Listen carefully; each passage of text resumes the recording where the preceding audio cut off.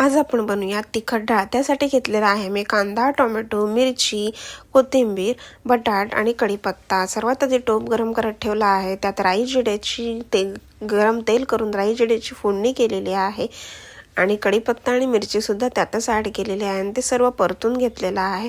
ते परतून झाल्यानंतर मी थोड्या टायमाने टाकणार आहे कांदा आणि कांदा वगैरे ॲड करून झाल्यानंतर त्यात ॲड करणार आहे टोमॅटो.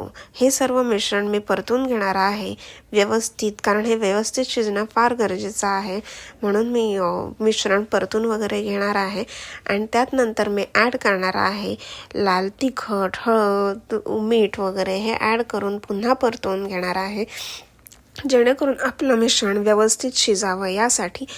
आणि त्यानंतर मी ॲड करणार आहे थोडं पाणी, कारण जेणेकरून जे आपण टोमॅटो कांदा वगैरे टाकलेला आहे ते खाली लागायला नको, म्हणून त्यासाठी मी थोडं ॲड करणार आहे पाणी. आणि पाणी ॲड करून झाल्यानंतर मी त्यात ॲड करणार आहे आपली डाळ, मूग डाळ वगैरे जी काय घेतलेली आहे ते आपण ॲड करणार आहोत आणि त्यानंतर ॲड करणार आहोत बटाटे.